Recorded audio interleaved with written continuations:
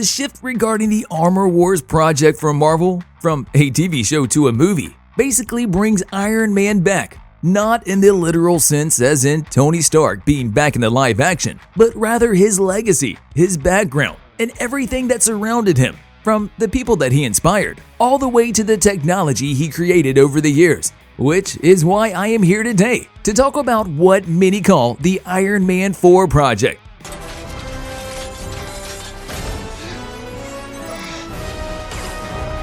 Ever since the start of the MCU, with the Iron Man movie marking it, Tony Stark was one of the most notable characters of it, as you can see. Based on the character of the Marvel Comics, Tony Edward Stark, aka Iron Man, portrayed by Robert Downey Jr. to perfection, was adapted into the live-action MCU.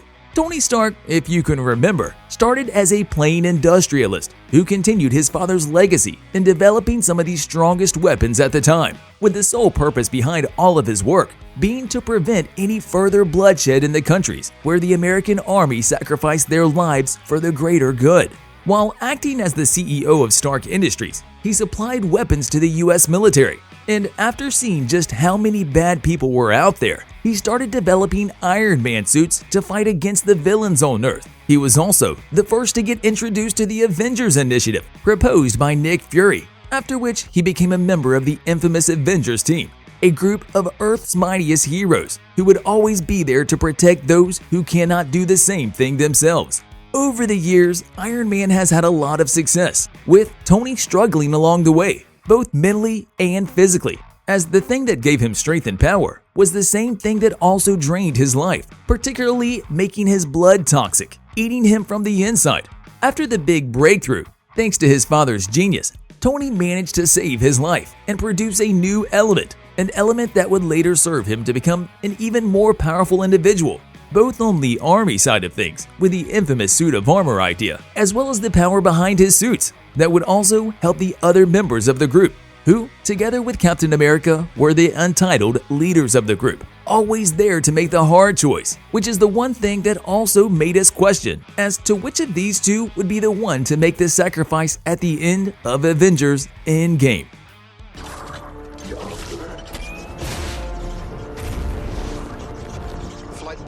The choice was Tony, who made the sacrifice to defeat Thanos and end the so-called Infinity Saga.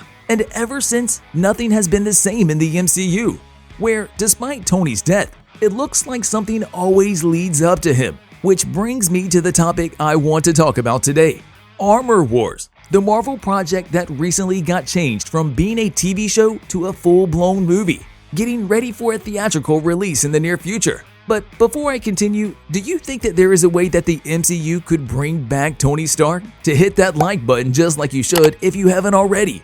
But no, in all seriousness, is there a way for the MCU to bring back Iron Man? Well, I am here to tell you that it is quite possible.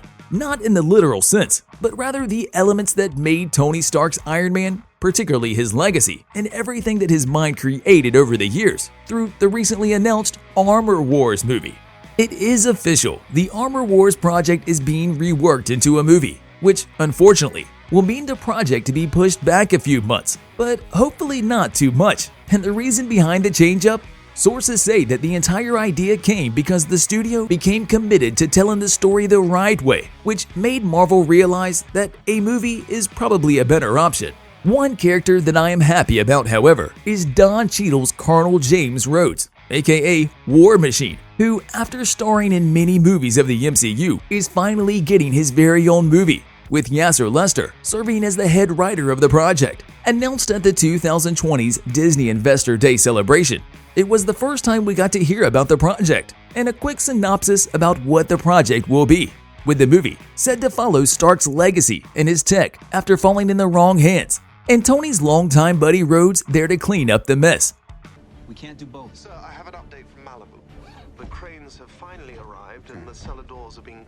The movie story will probably be heavily adapted from the comic book storyline of the same name that was released back in 1987, where Iron Man and his allies enter an arms race to protect the world from the weapons he created.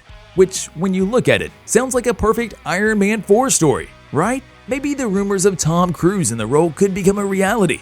After so much hype regarding the actor put in the role of another variant of Iron Man, we cannot be entirely sure that there is not some Iron Man out there. We even got a hint towards the superior Iron Man variant from the comics, with the Sentry drone scene in Doctor Strange in the Multiverse of Madness being a clear indicator of it. Cheadle also discussed about how different Rhodes is when compared to Tony, and how even if his buddy would dare to try and step into Tony's shoes, it would never be the same. Cheadle added, "And I think we can all agree on this, don't you think?" So, with everything in mind, and the unofficial Iron Man 4, the Armor Wars movie, already in development, and taking place in an ever-growing list of interconnected stories from Marvel Studios, where do you think the project will fit into all of it? An answer we could get in the upcoming Secret Invasion series, for which it has already been confirmed of featuring Don Cheadle's Colonel James Rhodes, or even War Machine. Thus, keep an eye out for any information regarding the topic. President. The Secret Invasion series will probably be a clear indicator as to how deep the Skrulls have implemented themselves into the MCU, hiding behind familiar and important faces on Earth, and could probably be the first ones to have some of Stark's tech in their hands. This is where Rhodes would be the one to call to retrieve his best friend's technology and keep his legacy intact. The only thing left for us now is the big question: will the MCU ever recast Iron Man? Well, due to the many possibilities the multiverse brings with its presence in the MCU, it would not be a problem. But when you think of it, can the MCU function better without the Iron Man character present?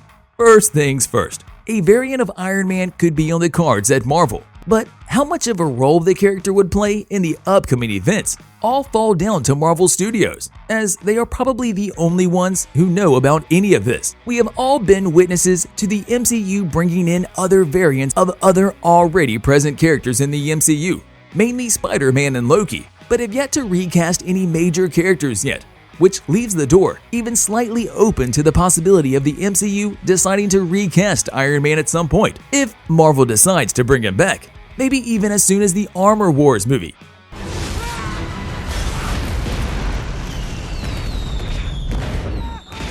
Who knows? We will have to wait and see how things play out, and just how big of an impact what Tony left behind will have in the upcoming events of the MCU's Phase 5 and Phase 6, or the so-called Multiverse Saga. See you in the next video.